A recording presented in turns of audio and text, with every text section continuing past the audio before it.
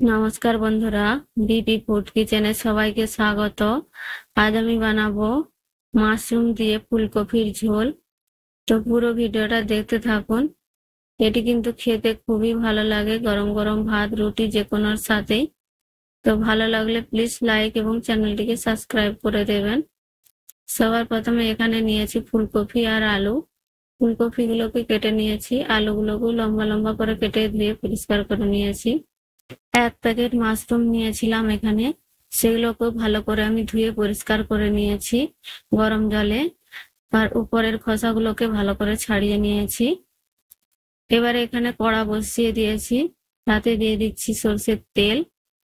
আপনারা যে কোনো তেলে করে নিতে পারেন। ভালো করে তেলটা গরম করে নিয়েছি। এবারে দিয়ে দিচ্ছি সামান্য পরিমাণে লবণ আর সামান্য পরিমাণে হলুদের গুঁড়ো। এবারে ফুলকপি আর আলুটাকে আমি একসাথে ভেজে নেব।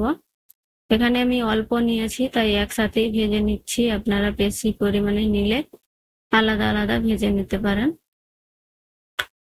আলু ফুলকপিটা ভালো করে আমার ভাজা হয়ে গিয়েছে, এবারে আমি তুলে নিচ্ছি।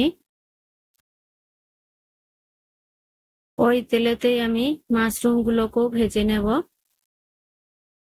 এখানে গ্যাসের ফ্লেমটা হাই করে এগুলোকে ভেজে নেব, না হলে কিন্তু মাশরুম থেকে অনেক জল বেরিয়ে যাবে, একেবারে নরম হয়ে যাবে মাশরুমগুলো, দেখতে ভালো লাগবে না। তার জন্য আমি এখানে হাই ফ্লেম করে একটু নেড়ে চেড়ে ভেজে নিয়েছি। দেখুন এইরকম। এবারে এগুলোকে তুলে নেব।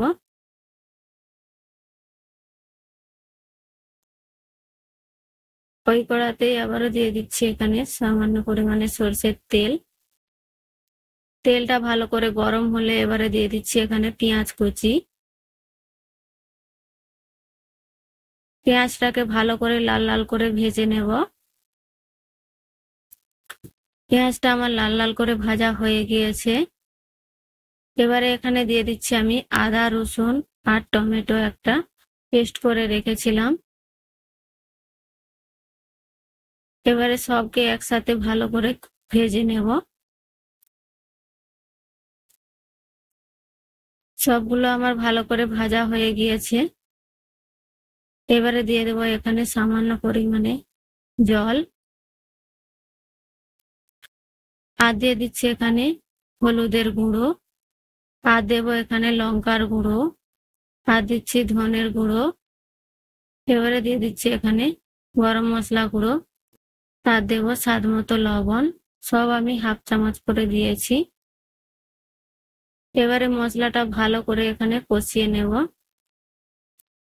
মশলাটা আমার কষানো হয়ে গিয়েছে। এবারে দিয়ে দিচ্ছি এখানে দই, 2 চামচ মতো দই নিয়েছিলাম, দইটা এবারে দিয়ে দেব।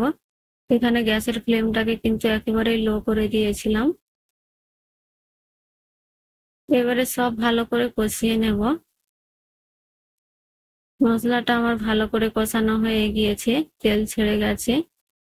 এবারে ভেজে রাখা আলু, ফুলকপি আর মাশরুমটা দিয়ে দেব। আরো 2 মিনিট মতো এটাকে ভালো করে কষিয়ে নেব। ভালো করে আমার কষানো হয়ে গিয়েছে। এবারে দিয়ে দিচ্ছি এখানে জল। জলটা দিয়ে ভালো করে এখানে মিশিয়ে নেব। এবারে একটা ঢাকনা ঢেকে দেব 7-8 মিনিটের জন্য। ঢাকনা ঢেকে দিয়েছিলাম, এবারে আমি ঢাকনাটা খুলে নিচ্ছি।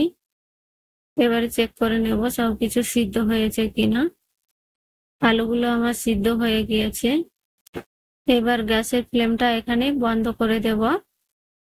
গরম গরম ভাতের সঙ্গে খেতে কিন্তু খুবই ভালো লাগে।